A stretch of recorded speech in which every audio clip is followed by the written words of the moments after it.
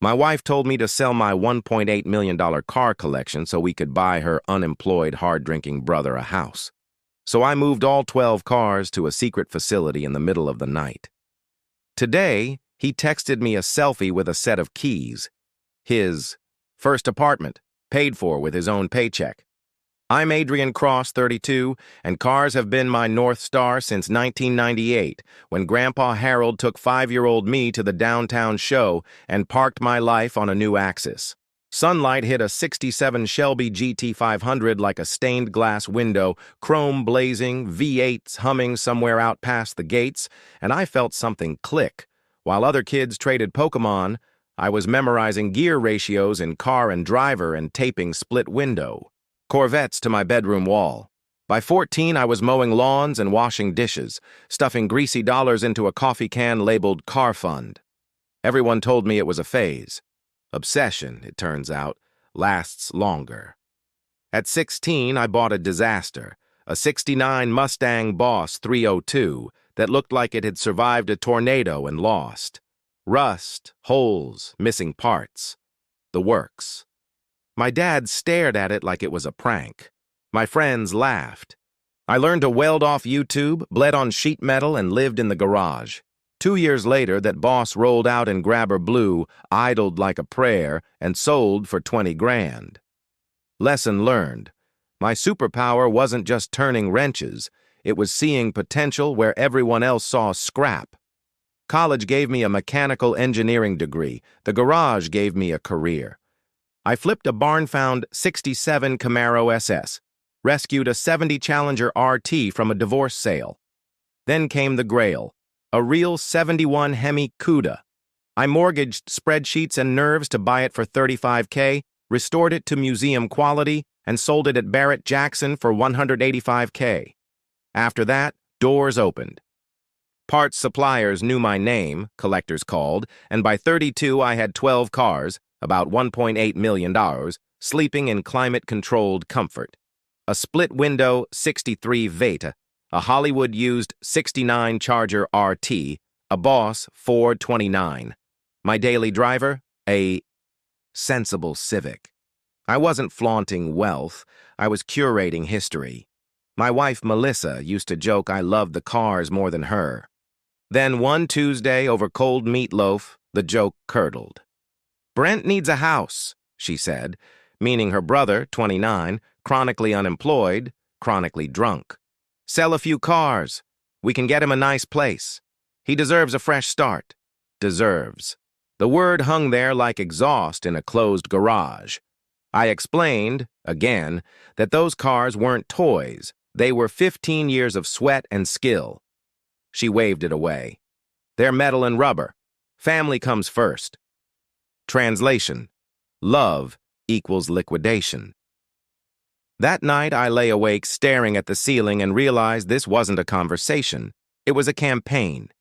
So I moved the battles off her map. I formed Cross Classic Automotive Holdings, LLC, transferring the titles. Then I found a fortress, 40 minutes away, climate-controlled, cameras, guards.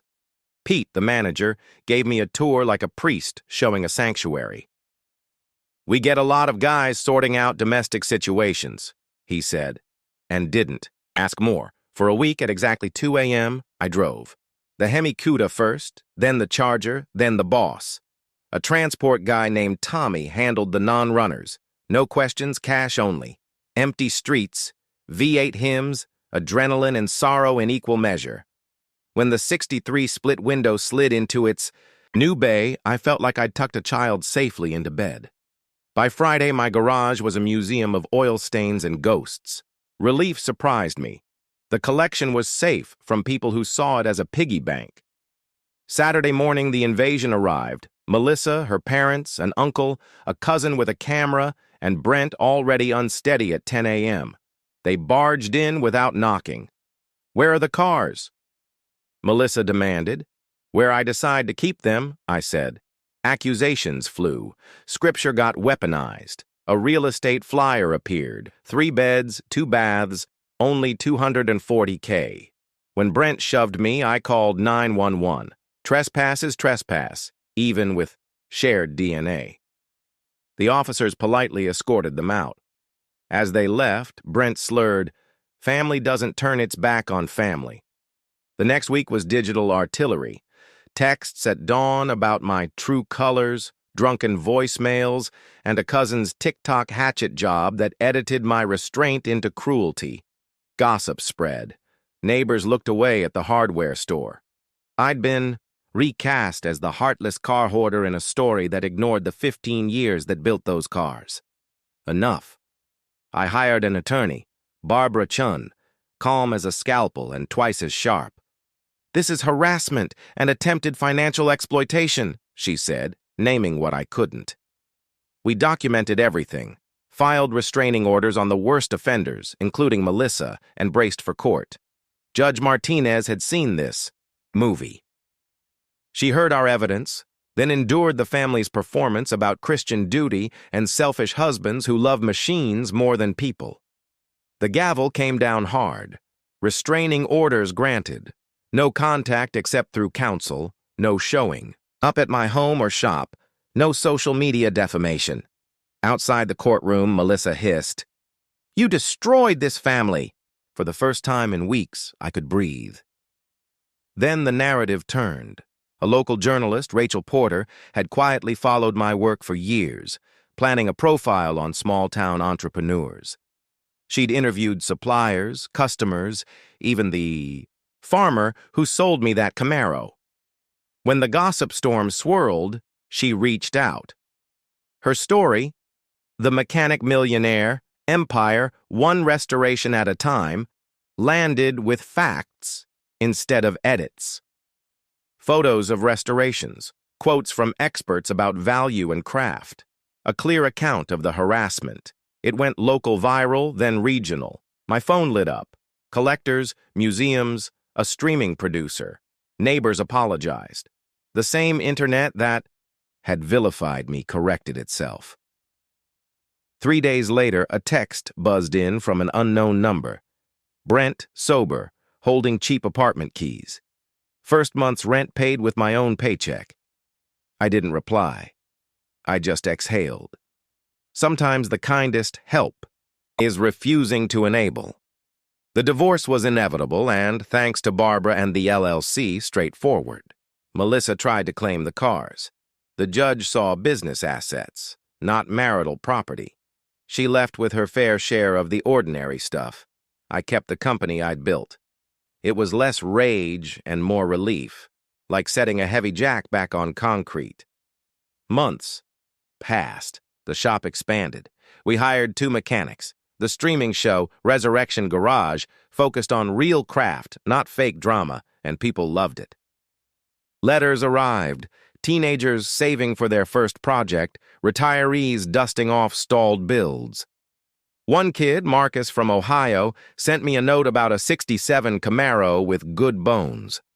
I called him and walked him through a parts list, and somewhere, between deposit checks and torque specs, I met Samantha Rodriguez, a mechanical engineer who could identify an S-code Mustang by its hood scoop from across the shop. She didn't ask me to choose between love and legacy.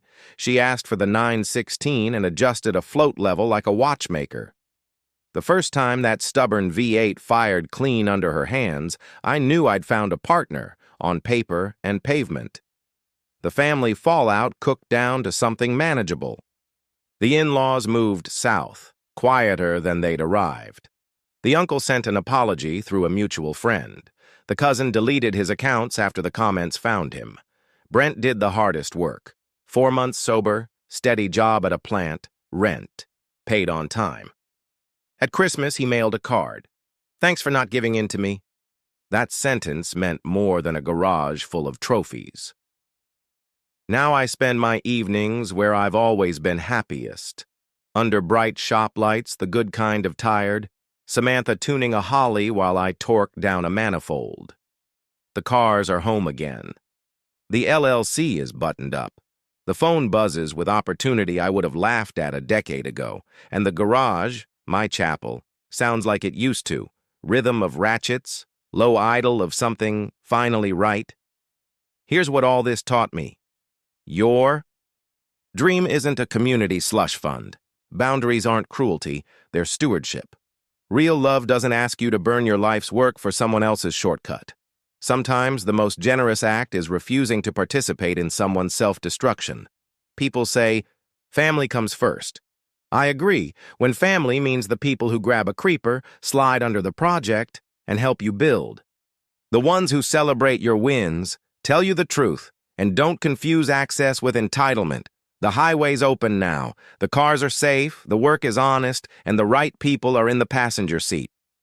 That's all I ever wanted, to take what a 5-year-old boy felt staring at a blue GT500 and keep chasing it, full throttle, eyes up, shifting clean, toward whatever's next.